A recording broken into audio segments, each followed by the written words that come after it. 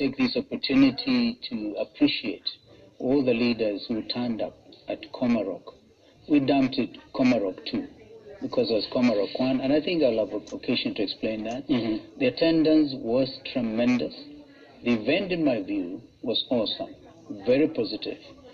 But this one negative is what I want to deal with at this forum, and I thank you. It's always a joy to return to the studios of Citizen and to have you, Hussein Mohammed, take us through this. It's tremendous, and I admire your ability to articulate these issues. So for the avoidance of doubt, I think it's important to place on record that, one, I'm actually a lawyer and in very good standing, one who is also a constitutional lawyer.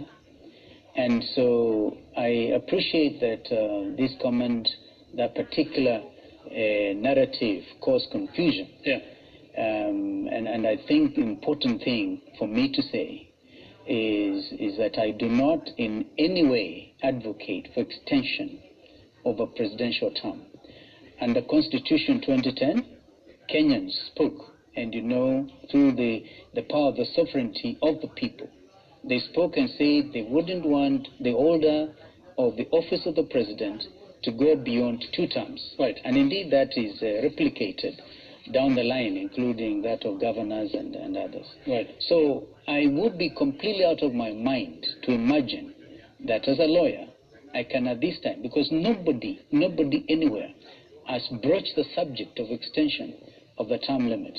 Therefore, from all of a sudden, from the blue, as a renowned lawyer, apart from the fact that I'm a leader in my own little right, for Kenyans to think I would come up from nowhere and talk about extension of presidential term limit is a matter that I feel Kenyans need to get straight from me. So what did you mean? I meant that post-2022, and everybody else talk about the new constitution, post-2022, you have to envision a situation where there will be again an attempt to have a government of national unity. And in that government of national unity, I do not see how you can just right away President Uhuru Kenyatta in that situation. But I'll be very honest with you. I've just been dealing with the situation in the DRC, for instance. And I can tell you that unless President Uhuru Kenyatta, after serving his second term, decides he's not the leader of Jubilee Party. All right? And imagine a situation, Hussein, and this is why I've actually taken Kenyans ahead of time to prepare them, that it looks to me the matter of the referendum is almost settled in a lot of people's minds. The question is not if there will be a referendum, the question is when. And when that happens, you imagine a situation where you're expanding the structure of government. That is what you'd want to happen. Absolutely. Not necessarily what everybody wants to happen. Very well, yes. Kenyans will have, I think, a say on that situation.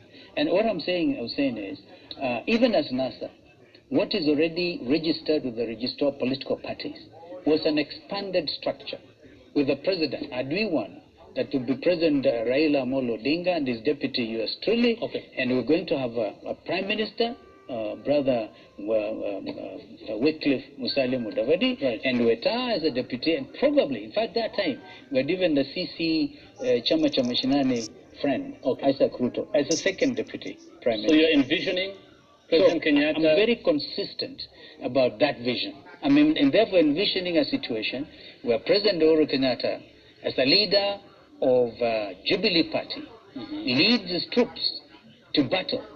And if he emerges as the winner, or Jubilee emerges as a party with a majority in parliament, whoever will be president, and hopefully that is yours truly, will have to appoint him as prime minister.